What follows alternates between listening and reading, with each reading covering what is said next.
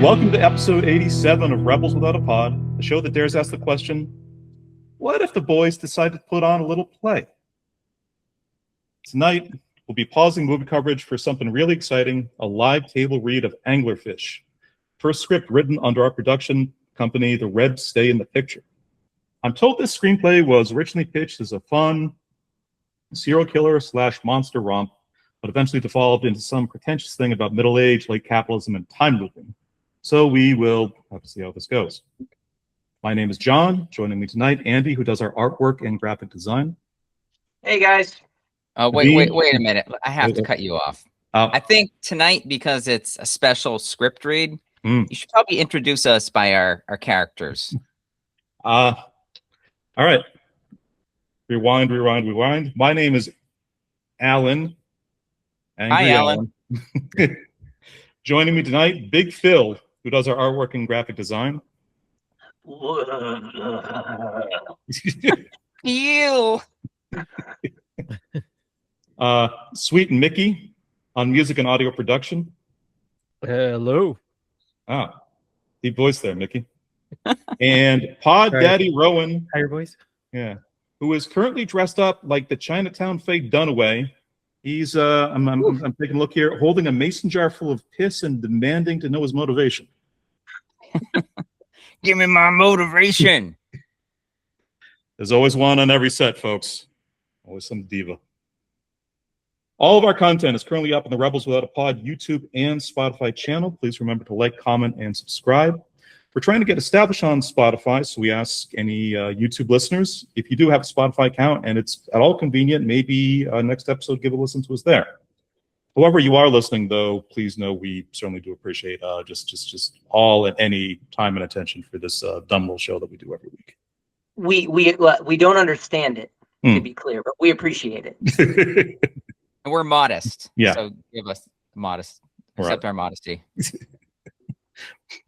Please take all of this at face value. Programming notes. Next week, we'll be returning to the new to you neo-noir cycle with Eric's pick, Big Jim Cameron's 1984 The Terminator. As of record, it's streaming on HBO Max, so anyone who would like to watch along has that option. The week after that, we are returning to Korean noir cinema with Andy's pick, Park Chan-wook's 2003 revenge classic, Old Boy. And oh boy, will that be a conversation. Woo. Yeah. Looking forward to it. Going to be a thing. The movie I swore up and down if we had covered 2 years ago would have just ended the show prematurely. So we're different men now. I just have to ask Andy, how do you feel about seafood? I don't know how to answer that. Okay, good. That's all I'm going to give you before we watch it. You will after this film. Okay, got it. Okay. All right, so let's kind of get into the main event. Anglerfish. This is at the encouragement of my three co-hosts and good friends. This is actually the first piece of long-form creative writing I've kind of put together in a really long time when we kind of started this podcast, and we touched on some really kind of fun, surprising, and entertaining kind of B horror films here and there. The guys at a certain point, like a bit of the drum beat was started up for Johnny. Why don't you try writing a horror movie script and let's see if we can film it or perform it or just kind of do something with it. So this is from an idea that I had kind of like up top at the start of the year. This isn't maybe quite the thing I think everybody expected me to write, especially for first effort to it, but I've spent a bit of time with it. The guys also shout out my buddy Leonard out in London. We're extremely kind of generous with their time and feedback for just not just encouragement but just editing and suggestions for this entire podcast. So we got for tonight, we got our table redraft, and what do you say we just jump into it? Let's go. Let's do it. Yeah. All right. Anglerfish, audio performance version. Table read draft by yours truly, March 2026. The performances: Andy, the lead character Phil and Various. Eric, Phil's friend Rowan and Various. On Dean, Bill's friend Mickey and Various, and also screen narration. and myself, Phil's ex-friend Alan, and remaining screen narration. Quick notes on the version that we're performing tonight. So the audio performance version of Anglerfish is written for audio recording, then a cinematic execution, 4 characters, handful of settings, most of the story revealed through conversation rather than visual elements. The montage scenes with Phil have a lot of flexibility in how they're represented visually and how they could be edited together. The screenplay is intended to eventually be used for a short horror film produced by the podcast. An alternative cinematic version of Anglerfish would need to be written, splitting the montages and conversations from scenes 3, 5, and 7 specifically into their own distinct pieces. Plus, if we want to film this at any point, we'd also likely have to license Billy Joel's Uptown Girl, which may or may not be its own story. But here we go.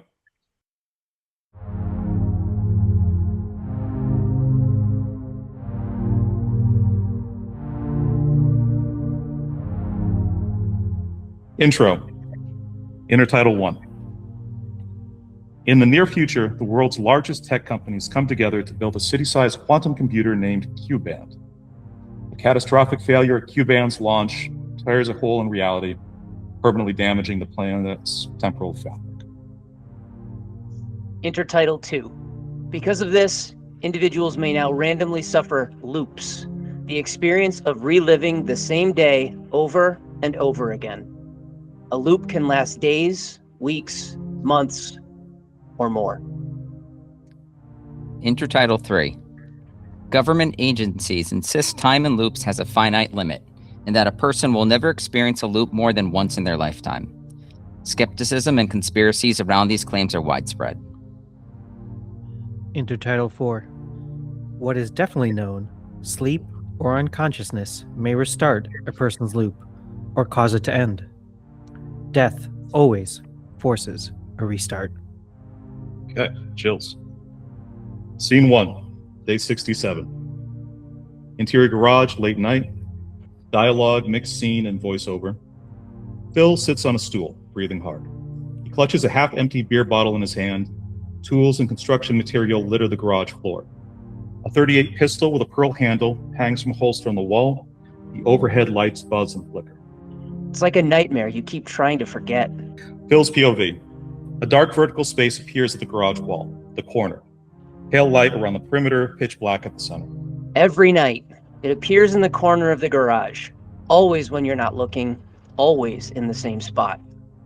Phil takes a sip of beer, his hand is shaking. Sucks in the light around it. Black. Deep chemical black. Like how we used to paint the lab clean rooms, but more. A lot more. Nothing reflects off it. Nothing inside manages to light it up. Phil stands slowly. Late night. Always when you're not looking. And then... The voice of Eli, Phil's son, is heard. Dad? Phil jumps to his feet and runs to the corner. He disappears into its shadows. Interior of the corner. Darkness all around. Phil's outline can barely be seen. Eli? Eli! It doesn't look big from the outside. Size of a broom closet, maybe. But... Eli! It's bigger inside. Phil looks about, panicked. Endless. His calls and footsteps echo. He runs his hand through his hair, moans. Eli. Then there's the noise. Metallic grinding is heard. Phil stares into the darkness, terrified. Metal. Rusty, like an old engine lifting something too heavy. It builds and builds and builds and... A loud thunk, fade to total black. I wake up. Day starts over again. Scene 2, day 68. Interior Mickey's bar. A cozy pub owned by Phil's friend Mickey. Mickey's piano playing can be heard in the background. Phil's other friend Rowan sits across from him, concerned, listening to the story. How many times have we had this conversation? I haven't been counting. They say you're supposed to count. Who says? The experts. Yeah? What else do the experts say? Rowan rolls his eyes. That you're not supposed to loop more than once. And yet here I am. Phil laughs. Well, they've been pretty adamant about that. The experts? Yeah. Shows what they know. We've had this conversation, though, before, right? Phil nods. So tell me what I'm about to say next, then. Phil counts off on his fingers. You usually lead with the obvious. Eli and Sarah are fine, just call them. Then some stuff about conspiracy theories, post-traumatic stress, a PSA about drinking, another PSA about how I never talked to anyone after the whole... Phil trails off. I mean, those are all good points, bud. Anya's still running her groups for... Phil sighs. You know I don't go in for that hippie shit. Phil gestures towards the piano playing. Mickey's gonna look over at the bridge. If we smile and wave, he'll come over once the song's done. He'll just keep playing if we don't. Huh. Should we bet? You always make the same joke. If I lose, I'll pay you tomorrow. Sounds about right. Question stands. Why not just call Sarah? Callie's only a 3-hour difference. Brief flashback, interior dark room, woman's face in shadow. We've had this conversation before. Humor me. This is another part you don't believe. She never picks up the phone. That's not completely unexpected. Piano part changes. Hold up. Here it comes. Phil waves off camera, shouting. Hey, buddy! Phil turns back to Rowan. It's not just when I call from my cell. I've tried from payphones, blocked numbers, my neighbor's landline down the street. Never managed to get a hold of her. Her friends? Parents? Won't give me the time of day. I've even tried her coworkers and the local police precinct. They just think crazy ex-husband and hang up. I mean, well, I suppose I could... Mickey enters, sits down at the table. Fellas, how are we this fine evening? Phil says he's looping again. You're looping again? Phil nods, irritated. Mickey laughs. You're not looping again, Phil. People don't loop a second time, bud. Silence. Experts. Phil slams his hand down on the table. Fuck you both. You want the magic trick? I never get any further into this conversation without it. Phil points at Mickey. Have you told anyone the set list you're playing tonight? Written anything down? Mickey shakes his head. I've just pulled the sheet music, but... Okay. Once you get back up there, you're gonna start with that Billy Joel song you know I hate. Then it's 2 Cole Porter numbers, Mad Men Across the Water, half a Boston Torch song, you vamp a bit, and then end on some classical piece by Liszt. List? Hungarian something, whatever. Mickey and Rowan are quiet. Holy shit. Phil's looping again. Scene 3, day 73. Interior garage, dusk. Dialogue proceeds mostly in voiceover. There is someone you could ask. The remains of daylight can be seen through the garage window. Phil's laboring with machinery, halogen spotlights, the cabling, portable generators covered in bright neon plates. The corner of the garage is well lit, nothing appears out of the ordinary. At one point, Phil glances at the pistol, then quickly looks away. Alan's not gonna have anything to say. Rose's the only one talking to him still. Phil hurts his hand adjusting the torque on a piece of hardware.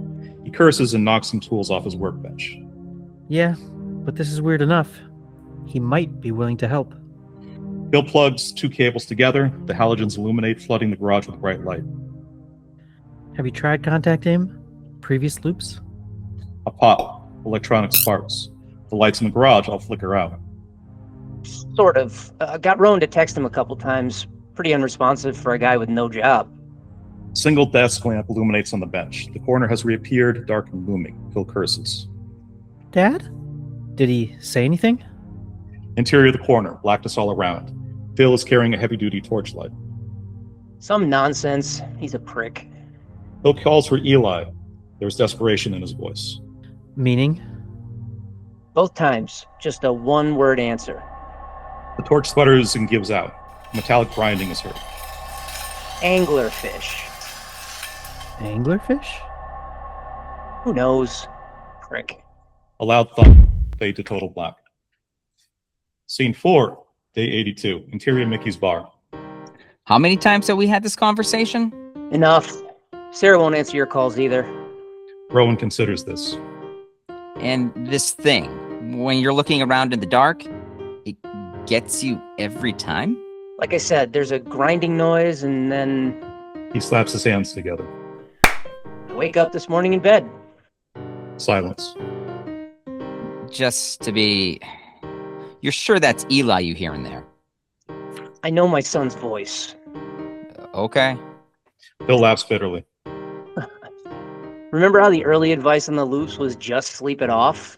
I mean, keep knocking yourself out until your loop exits. Yeah, they were even handing out those horse tranquilizers. Whole 6 months before they cut the funding. Figured the biggest companies in the world could have kept it going, but no. Rowan shakes his head. It's a legal PR move. Trying to help out makes it look like they're acknowledging liability. It was fucked. Those places are run by demons. All of Cuban was fucked, but Rowan stops himself, takes a breath. But what? but the Cuban fallout's the only reason you're not in jail now. You know that, right? Phil glares at Rowan. Alan could have had you arrested. The case would have had teeth, but those companies were squeezing Cuban guys to stay out of court, even for something as stupid as the fight you two had. What happened is what happened. Yeah, you say that. Plus he was being a prick. True. Nikki approaches the table. Fellas, how are we this fine? Phil's looping again. Somehow he knows you're about to play Uptown Girl? Holy shit. Scene 5, day 105. Interior exterior garage, daytime. Dialogue proceeds mostly in voiceover. Montage. Phil investigates the garage. Digging, sawing, measuring, filming. He becomes increasingly agitated. You asked if I experienced anything weird in my loop. Extra weird. Yeah, especially like a hallucination, something that repeats every day. Well, nothing like what you're describing, but Scrape of a piano bench. let me show you something. Pick a key. Play it. Any key. I won't look. Okay. A single note is heard. Middle D flat, 277 hertz. Come on, man. Challenge me. What's this about, Mickey? Scrape of a bench again. A medley starts to play. Impatience creeps into Phil's voice. Mickey, what? This was my mom's old piano. You might remember it from our den. I moved it out here after she got admitted. Right. You remember? Sure. So, I set it up at the bar, mostly for ambiance. Drunks and college kids play on the weekends, but it was always out of tune. Didn't know how to fix it. Didn't especially care. Medley changes. Gave me something to focus on during my loop. I'd have to tune it up each morning from scratch. For a long time, I used an app on my phone, then some antique tuning forks for the challenge. But at a certain point, Mickey drifts off. Medley continues. Mickey? sorry, Individual notes ring out. C, 3 line, B below small octave, middle G sharp, 1046, 123, 415. Enough time passed in my loop. Got so I could pick out every note by ear. Easy as breathing. I see. Medley resumes. You did get pretty good. Thanks. More than good. It was wild. Finding out overnight you turned into Glenn Gould. Mickey chuckles. So the day is supposed to revert when your loop resets, right? Everything the same besides your new memories. That's what they've been saying, yeah. Saw something on the news that explained it. Couldn't really follow though. So time went by in my loop. A lot of time. And I swear, the more time passed, the less work the piano needed to retune. What? Really? Tiny changes. It was so gradual, I was never able to totally convince myself it was happening. But each morning, each reset, it felt like the wires had moved just a hair closer to pitch. By the time my loop broke, I swear, Phil, took almost nothing to get the piano sounding right. That's... Man. Yeah. Beat. Mickey continues to play. Montage ends. Interior of the corner. Dad? Metallic grinding is heard. Mickey, how long were you actually in your loop? Any idea? Mickey laughs, a little shrill. Honestly, can't think of anything I'd want to know less. A loud thunk, fade to total black. Scene 6, day 124. Exterior, alley, behind Mickey's bar. Phil nurses a beer. Rowan smokes an herbal cigarette, holding a phone to his ear. How many times have we had this conversation? About Stebbins in the press conference comes up occasionally. It's an interesting story. I'm curious to hear what he has to say tomorrow. Lowers the phone. No answer from Sarah. She's never picked up on your phone. I should stop asking you to call. They're probably just out on a trip. I mean, it's California. Always camping weather. Phil takes a sip of the beer. I mean, honestly, what's more likely? They're spending the weekend at Big Bear, or your kids, for whatever reason, trapped in... You haven't seen it. Rowan takes a drag on his cigarette. You haven't heard his voice. So fly out to Cali. Check in on them face to face. Sarah won't love you for randomly showing up, but... Phil shakes his head. I've talked with every airline. Civilian passengers still have a pre-flight nitrous mandate. Still? Yeah. No shit. They were really spooked after the first Q-band year. Right. So sleeping on the plane isn't an option. I can't risk breaking my loop if something happened to Eli. Drive? Cross country's a haul, but maybe you could do it in one go. I looked. 40 hours when the highways were still open to humans. Might have had a chance. Yeah, they don't like clankers and people on the same roads. We live in hell. Non-highway? Take a look to yourself. It would be mostly back roads. Depends on the area, but they're even closing off some state highways to non-AI. Rowan pulls out his phone, taps on it, whistles. Long drive. I don't know how I'd do it. Rowan pockets his phone. Look, I got a guy. Sweetbread. Wheat bread? Sweetbread. He can hook you up with, some pep, wakey pills. Yeah? I mean, might keep you up long enough to make the drive. I could give you a cell. Okay, thanks. Rowan takes a puff of his cigarette. Had a question. I've never been to the garage tonight, correct? Like, never seen this thing in person? Phil nods. I mean, what do I tell you? Find a reason. Like? Work, or Anya wants you home, or you don't want to enable whatever you think this is. My words? Something like it. Rowan examines Phil closely, frowns. You think I'm a coward. I never said that. You're thinking it like a motherfucker, though. Something you want to say, Ro? You really want to know? You've probably heard it before. No, this sounds like a new one. Phil glares silently at Rowan. Rowan flicks a cigarette. Loops can hit people on some pretty bad days. Anya sees it all the time in her groups. Nightmare days. Tragedy, sickness, death. Mickey's a textbook case. And? You got a bad day to keep reliving. I won't argue that. But you don't go around like you just got a bad one. You act like you had to relive the worst God ever put down on the ledger. Phil snaps upright. The hell do you... Rowan puts up his hands. You had it tough, no question. The divorce papers, finding out about California, the fight with Alan, I get it, okay? But it was still a life goes on kind of day. I mean, the horror stories I've heard from Anya, you can't count the number of survivors who had it worse. Phil's eyes narrow. Brief flashback, interior dark room, woman's face in shadow. How do I fix it? And you were in there, what, a couple months? I mean, look at Mickey. Doesn't even know how long his loop was. Might have been years, decades. He exited looking like he'd been chewed up and spit out. Phil breathes heavily. Think about what he went through. Every day, watching his mother's heart give out.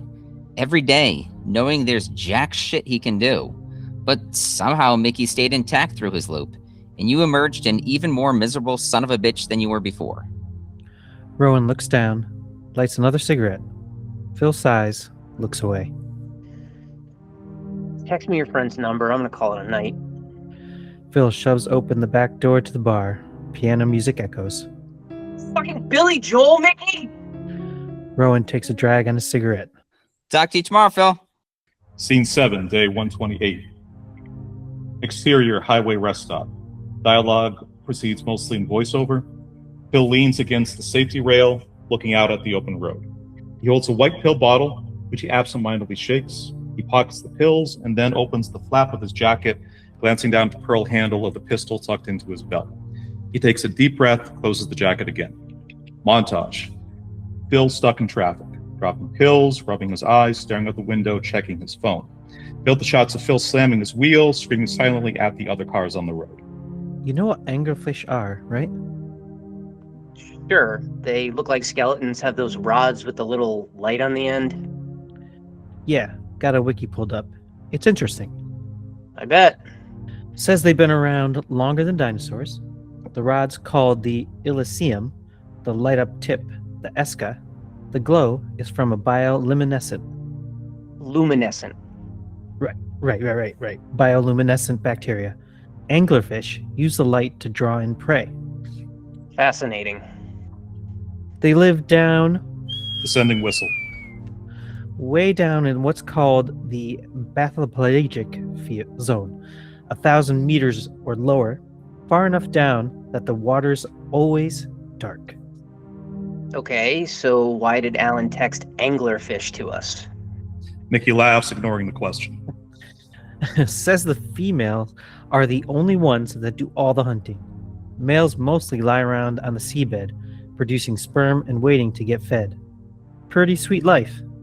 Mickey laughs again, a little too long. Starts to whistle, she's always a woman. For God's sake, Mickey. Montage ends with Phil leaning over the steering wheel, quietly sobbing. Interior, blackness. Dad? Metallic grinding, but instead of a thunk, a loud, distinct crack is heard. Exterior, country road. Phil's car is pulled off on an embankment, hazards flashing. A bright splash of red stains the rear windshield. Horns honk from passing cars. Scene 8. Day 142. Interior, Mickey's bar. Phil and Rowan sit at their table. Rowan is texting. Mickey's piano playing can be heard in the background. Rowan points at the TV. How many times have we had this conversation? About Dr. Stebbins? Comes up every third or fourth loop. Name's familiar. Ex-director with Q-Band before everything went kaboom. Alan worked with him and some of his crew. So the big conference tomorrow. It's supposedly about some independent research he's been doing on loops and the Q-Band fallout. Did Alan text back? Not yet. I just asked him about Stebbins. Rowan continues to watch the TV. They're saying only the private networks will carry the conference. The government umbrellas won't touch it for some reason. That's already got some hackles up. Rowan's phone dings. Holy shit. Alan responded. What did he say? It's usually just anglerfish. Rowan shakes his head. Smart guy. Very smart. Don't know specifics, but I think he'll have some interesting things to say. Hope the press don't eat him alive. Rowan and Phil look at each other. You don't think he... Don't know. Doesn't matter. What? Stebbins doesn't show up for the press conference tomorrow. Tuesday or Wednesday either. Rowan is shocked. Thursday's as far ahead as I've gotten, but no one's found him by then. Gonna be the only thing in the headlines the next few days. Rowan stares at Phil. That's... what are you doing staying awake that long in your loop? Phil doesn't respond. Son of a bitch, you're trying to drive out to Cali. Phil pulls the pill bottle out of his pocket. Courtesy of your boy Sweetbread. Got as far as Utah once. Rowan sighs, tugs on his chin. So, you're trying to get to California, but at some point you fall asleep or pass out. Phil shakes his head. No sleep. Loop might not reset if I sleep, but I completely hit a wall. He points his fingers at his forehead. Pop. One in the temple. Then makes a gunshot. Rowan looks horrified. I made my 14th attempt yesterday. Always a strong start, thanks to these pills, but 70, 80 hours in, it's a nightmare. Feels like something trying to dig out the back of your eyeballs. Tonight's actually my night off. I'll start trying again tomorrow. I thought you got rid of that 38, Phil. Brief flashback. Interior, dark room. Woman lying face down in shadow. Phil speaks briefly in voiceover. What do I do? Why, Phil? Why all this? Phil sighs. Honestly, because what's happening at home makes zero sense, and I'm out of other ideas. Rowan regards Phil. I'm not Mickey, Ro. I can't just sit in front of a piano and pretend like nothing's happening. Not until I know my son's safe. Rowan sighs, then stands, picking up his coat. What are you doing? Fuck it. Let's go take a look at the garage. Seriously? Come on, before I change my mind. Scene 9, day 142, continued. Interior garage, brightly lit, nothing in the garage corner. Phil and Rowan sit on stools, waiting. So, Yeah. yep. Silence. Rowan fiddles with a cigarette box. What's the deal with you and Billy Joel? Phil smirks. It's funny. I don't even remember telling Mickey about that. Must have gotten it out of me one of his loop days. Yeah, that's been maybe the most insane thing post-Q-Band. All the memories people have of stuff that never technically happened. Total mindfuck. So is there a story there? Not much. I never liked the guy's music to begin with, but Uptown Girl, ugh, nailed on a chalkboard. Sarah would always play it when she wanted to get a rise out of me. Ah, Yeah, not like a nasty thing, just when she wanted to yank my chain a little. It was cute looking back. sure. Does Anya have a version of that? She does. Which is... Dude, mind your own business. Phil laughs. How about Sweetbread? What about him? The name. Fall River Polish. You know, he owns a rock climbing gym. Your pill guy, Sweetbread, owns a rock climbing gym? Yeah, not sure which is the side hustle. Wow. Phil frowns, thinking. When stuff started to go bad with Sarah, that was actually one of the first things to go. Uptown Girl? Teasing. Calling me darling, that lovey-dovey push-pull. She never checked out like that with Eli, thank God. But me, there's a little less between us each day that wasn't just business. Phil looks off to the side. Hit a point, either she was annoyed with me, angry with me, or just not there. When there wasn't a reason for the first two. Everything for her was just the kid, the house, the mortgage, how to keep Phil pushes out his hand. all the practical shit moving forward. Rowan says nothing. After a while, living like that, you start to feel inert, like infrastructure. You're not the man putting a roof over their head anymore. You're just the goddamn roof. Rowan looks off. Phil coughs. Neither meets the other's eyes. Anyway, it's getting late. Maybe we should just... Rowan looks up. His voice is suddenly tight. Phil? The corner has reappeared at the garage wall. Scene 10, day 142, continued. Interior garage. Phil and Rowan stare at the corner. Rowan stands. What the hell? What the hell, Phil? Dad? What the hell? Phil moves to stand. Careful. You gotta be... Uncle Ro? Rowan gasps. Phil buckles at the knees. He grabs the seat of his stool. Eli? Rowan advances. Rowan, wait. Rowan holds up his hand to Phil, shakes his head. He walks towards the corner. No, let me see. Rowan steps into the corner, the darkness enveloping him. Phil is frozen, holding himself up on the stool. Ro? Silence for several moments. Rowan slowly reemerges from the corner. His eyes are blank. He stumbles past Phil, heading outside. Exterior garage, nighttime. Rowan is kneeling at the garage wall. Phil steps outside. Rowan looks up at Phil, his face a rictus of pale shock. The noise of a whirring projector starts up in voiceover. Brief flashback, interior of the corner. Close-up of Rowan's face, lit by a flickering light. Indistinct shouting is heard, and then a single gunshot. Phil, what did you do? Scene 11, day 143. Interior, Mickey's bar.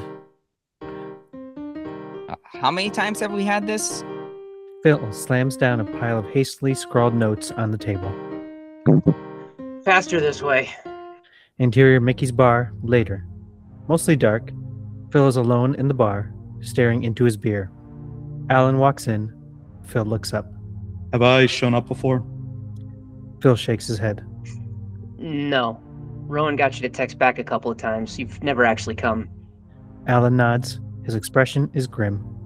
You got the notes, photos? I did. Phil sits up, a little excited. So I've been thinking, there might be a... It hurts when it's about to rain. Phil stops. What? Alan taps the side of his jaw. Always figured that was some psychosomatic bullshit old people like to make up. Alan clicks his tongue. 2 surgeries now. Still hurts when it's about to rain. Phil swallows. Alan, Alan holds up his hand. Don't. Just needed you to know that. Silence. Phil finally nods. Alan pulls out his phone. This is everything? Yeah. Alan scrolls through some photos. He looks at Phil. You're sure this is everything? Pause from Phil. Brief flashback. Exterior garage. Rowan kneeling against the wall, looking up at Phil. Yeah, that's everything. Alan looks down at his phone again. Why'd you come, Alan? Morbid curiosity. Stebbins, tomorrow's press conference. Gotten as far as Thursday. No one's seen him yet. Alan sighs. Means he was sitting on something big. Malcolm will set contingencies. Whatever he had to say is going to come out one way or the other. Pockets the phone. So this phenomenon in your home? Do you believe me? Why wouldn't I? I can't tell you what it is exactly. Looks to the side, thinking. Aspects of it, though, it reminded me of some things that deep theory guys would talk about at my old job. Far out edge of what they do. The topology fractures, resolving fabric tears. A lot of it based on the non-perturbative models, which is, kind of controversial in its... Phil squints. Alan shrugs. I got maybe half an idea. Don't know I could explain it well. Don't know I could explain it in a way you'd find satisfying. Try me. Well, we do know the loops aren't behaving like they did initially. There's suspicion that the damage from Q-band might not have been a one-time thing.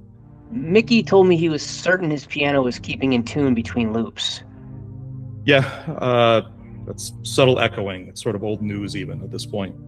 Also personally resurgent loops. As much as everybody kind of wants to deny it right now, there's some real evidence reality might just kind of be slipping even further out of its harness. So how much worse is it going to get? Possible to know exactly. Can't say stuff like portals to hell will start to open up, because that would be... Alan stops himself, shrugs again. At this point, who even knows? Silence, as Phil thinks. This thing inside my garage. Prior days you texted Rowan... Texted what? Anglerfish? Alan barks a short laugh. Really? Yep. Alan leans against the wall. Shitty nautical metaphor. But what you described did make me think of something. You know what anglerfish are? I do now. What's it mean? Well, unemployment is its own kind of loop. So going to the library gets me out of the house. I've been reading a lot about fish, the ocean. Guess that whole thing's been on my mind. I see. So it's like this. Most fish live in the open water at what's called the epipelagic layer. Up there, sunny, warm, most alive part of the ecosystem. But sometimes those populations are forced down into the lower sea layers. Current change, pollution impacts, migratory disruption. And when the open ocean fish end up down in the dark, that's usually when the anglers actually eat best. How do you mean? Surface fish don't really understand that level of the ocean. Parameters of reality are just way outside how they've evolved to survive. Everything is cold, dark, inverted. Those fish have no clue what's going on and no instincts really for safety or predator evasion. Out of their depths. Bingo. So you have these surface fish down in the dark, and then one day there's this bright little glow, the angler asks it. To them, that light represents something they remember at some level. Heat, sustenance, home. They come swimming, and the last thing Mr. Fish sees before getting gobbled up are a pair of milky white eyes and a long row of sharp teeth. Phil and Alan look at each other. You follow? Not really, but I don't know, keep going. Shitty metaphor, like I said. Everything you've described about the phenomenon, everything in this corner, as you call it, think about the pattern that it follows. Pattern? The reveal of the corner is calculated. Dark spot that appears when you're not looking. Then you hear a child cry, something that would instinctively draw you in, and then, bam. Conceal, lure, strike. That's ambush predator behavior. It's a very, very old blueprint. But what is it, Alan? I mean, They look at each other.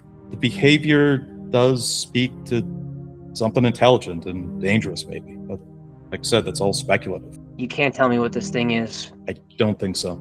And you can't tell me if my son's in there? Alan No. takes a deep breath. No, I'm sorry. Short, bitter laugh from Phil. Typical. Excuse me?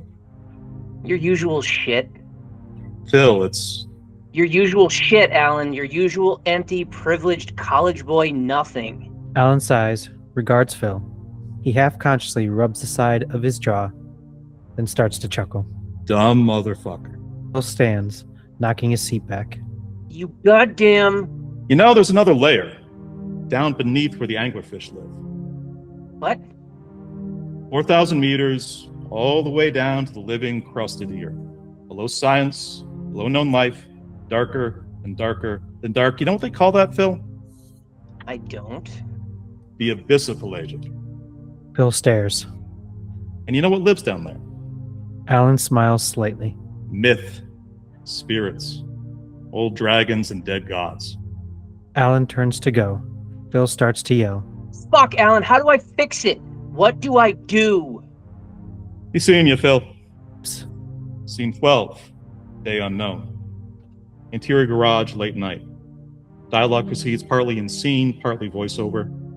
Phil sits on a stool, dark bags hang under his eyes, and a pistol dangles from one hand. He has been sweating. It was playing a movie, Phil. A movie on the goddamn wall. Interior the corner, flashback. Rowan watches a projector screen showing grainy footage of a silhouetted Phil and Sarah struggling in the garage corner. Empty liquor bottles are scattered across the floor. God damn it, Phil. Just give me the... He is drunk, sobbing. I can't fix it. It's not... Pop. One in the temple. They both stumble. A single gunshot echoes. The projector screen cuts to Sarah lying face down in the corner. Your last loop, Phil. What did you do? Interior garage, present. Phil watches the corner reappear. Phil speaks briefly in voiceover. I was drunk, bro. I wanted to end it. Sarah was trying to stop me. We fought over the gun, went off. I didn't mean to. Then the loop started and she was back the next day, but I remembered, bro. Dad? Phil shakes his head. You're not my son. You're not Eli. Eli's far away and he's safe. You're not... Eli's voice again, this time loud, scared, in pain. Dad! Phil jumps to his feet, running. Eli! Interior the corner, darkness all around. Again, Phil's outline can barely be seen. Eli! Eli! Silence. Phil runs, looking about. His footsteps echo in the blackness. Eli. Still nothing. Son. A metallic grinding noise is faintly heard. Phil draws the pistol. Shoot yourself! The metallic grinding surges, then fades off. Motherfucker, what are you? Phil empties several rounds into the darkness. Flashbangs light his face, but not the surrounding black. Nothing responds. Phil pauses. Brief flashback, interior garage. The projector screen shows the woman lying face down. A single gunshot echoes again. Blood from an unseen wound pools around her body. She dissolves into the corner. Next few lines in voiceover. It's like a nightmare. You keep trying to... All the memories people have of stuff that never technically... Says the females are the ones that do all the hunting. Pretty sweet life if you... Can't say portals to hell will start to open up, because that would be... How do I fix it? What do I... Phil figures it out. Sarah? Metallic grinding is heard. Sickly yellow light illuminates a limp child-sized crash test dummy punctured by railroad spikes with a speaker cone mouth. The dummy hangs from a thick, segmented tendril of groaning metal. The speaker produces a faded, crackling sound. The grinding grows louder, and the tendril lifts the dummy from Phil's POV. The light brightens, illuminates a large masked face behind the dummy, grinning at Phil. Long, greasy hair frames the mask, and its eyes are black hollows. A smear of red slashes its mouth and cracks and breaks the mask of the putrefied flesh below. The mouth splits open, revealing rows of giant teeth. Phil screams. Cut to total black, a loud thunk, then the sound of chewing.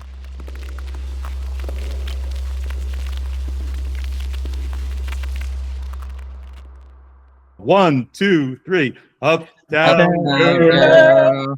She's been Never living around world. I bet she never Never had had a a backstreet guy. Day 1. Interior ski lodge. The lobby of a hip California lodge. A glossy white banner reads, "Welcome to San Gabriel Ski Resort." There's a bank of automated kiosks and a flat screen TV in the corner playing the national news. Sarah and Eli enter carrying ski equipment. Sarah approaches one of the kiosks. Can you load these in the car, sweetie? I just need to check us out. Sure thing, Mom. Eli exits. Sarah taps on the kiosk screen, then glances up at the TV.